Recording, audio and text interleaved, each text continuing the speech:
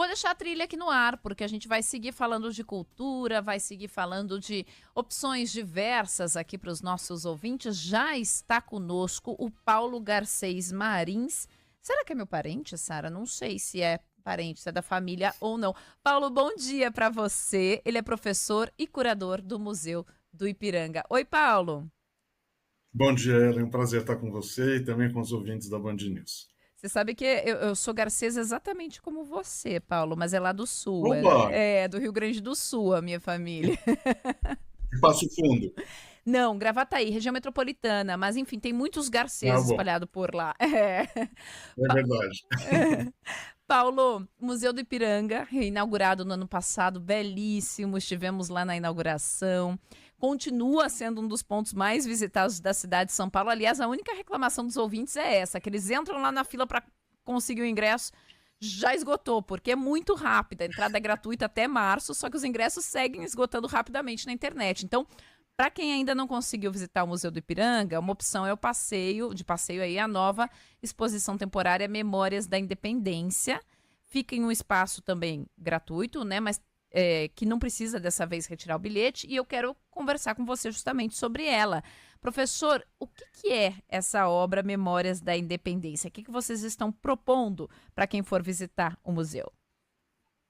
Então, essa exposição inaugura a nossa nova sala de exposições temporárias, que foi construída no Piso Jardim, era uma área que não existia no museu. Nós estamos muito contentes, né, por já poder utilizá-la, e também com esse tema que é fundamental nesse período que nós estamos vivendo. Nós estamos entre o bicentenário da Declaração da Independência do Brasil, que aconteceu no dia 7 de setembro do ano passado, e o bicentenário da libertação da Bahia, que será comemorado no dia 2 de julho de 2023, nesse ano que nós estamos. Então, essa exposição aborda como esse processo de independência longo, que não foi apenas realizado em São Paulo, né? Às vezes em São Paulo a gente tem a impressão que a independência aconteceu ali no grito e estava tudo pronto. Não, não estava. Né? Demorou quase um ano para as tropas portuguesas serem expulsas do atual Nordeste do Brasil e também do Norte do Pará. E esse processo longo foi sendo comemorado ao longo desses últimos 200 anos por diversas iniciativas vindas do Estado, mas também da sociedade brasileira em diferentes lugares. E a gente focaliza nessa exposição essas iniciativas que aconteceram, sobretudo em São Paulo, no Rio de Janeiro, que era a corte, depois capital da República, e a própria cidade de Salvador.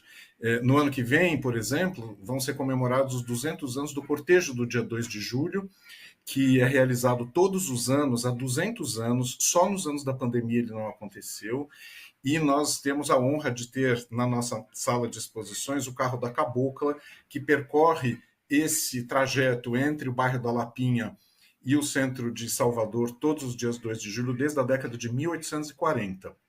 Além disso, nós temos empréstimos de museus de Porto Alegre, de Pernambuco, do Rio de Janeiro, da cidade de Niterói e vários aqui da cidade de São Paulo, para que nós possamos verificar também como as outras independências foram comemoradas no Brasil. Não aconteceu apenas a independência do Brasil, mas outras tentativas de se criarem outros países dentro do Brasil, especialmente a Revolução de 1817 em Pernambuco, que nós estamos abordando, a Confederação do Equador, que aconteceu em Pernambuco e nas capitanias anexas, né, do norte do país, e a Revolução Farroupilha, no Rio Grande do Sul, que você conhece bem, né, que aconteceu entre 1835 e 1945, e por conta dela, houve em Porto Alegre, no Parque da Redenção, uma imensa exposição com pavilhões de outros países e também de estados brasileiros e de cidades gaúchas, para comemorar aquele esforço que, efetivamente, no caso do Rio Grande do Sul, colocou 10 anos a capitania de São Pedro fora do Império do Brasil. Né? Depois, em 1845, foi feito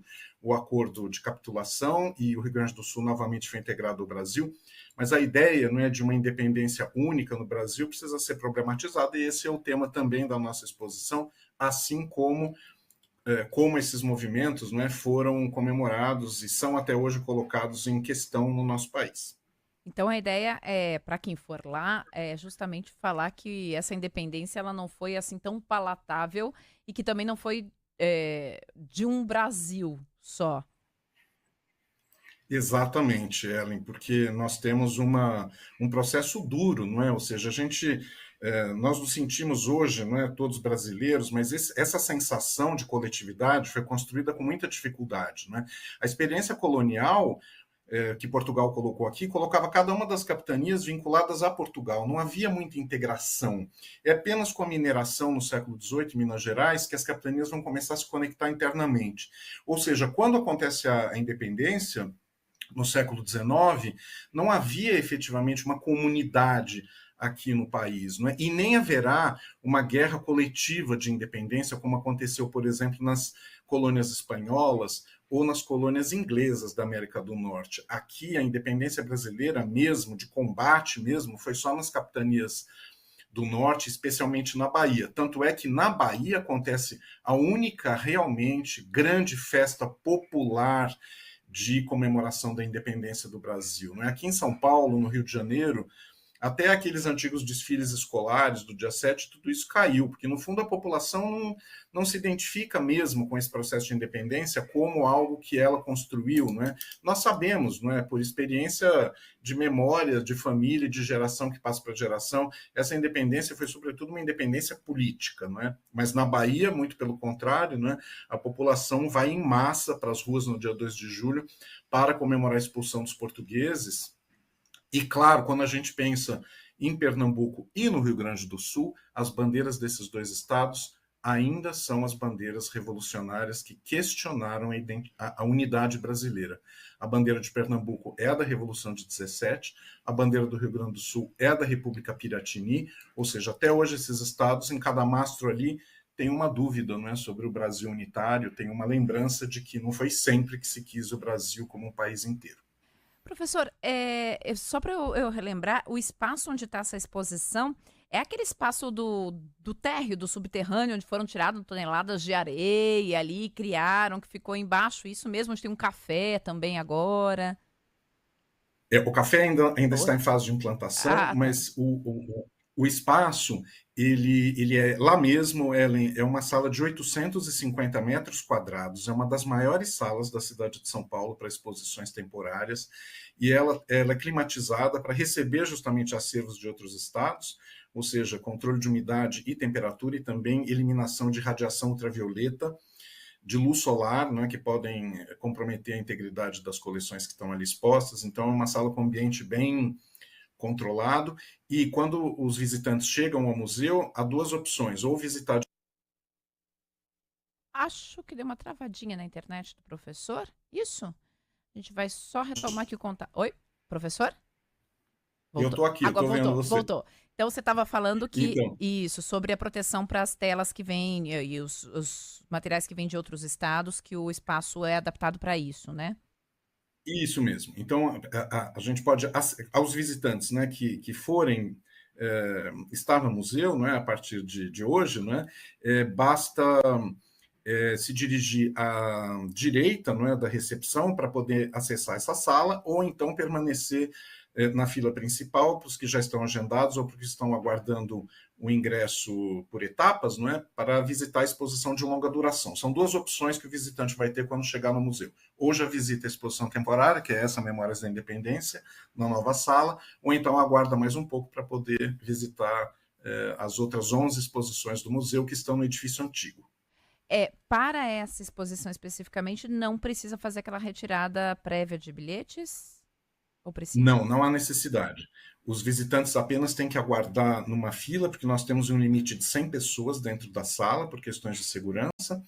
Então, como funciona em outros espaços aqui de São Paulo, como o Centro Cultural do Banco do Brasil, na medida em que sai um visitante, entra o outro. Então, enfim, é só aguardar ali a sua vez e poder, então, conhecer esse esforço e, sobretudo, conhecer também objetos que dificilmente são expostos ao público da nossa própria coleção. Estão, por exemplo, lá todos os desenhos preparatórios de Pedro Américo para a tela Independência ou Morte. Como esses desenhos são feitos em papel, é um material mais delicado, nós raramente expomos assim muito tempo, não é? Mas agora, como a sala está preparada e sem radiações, a gente pode expor ao público.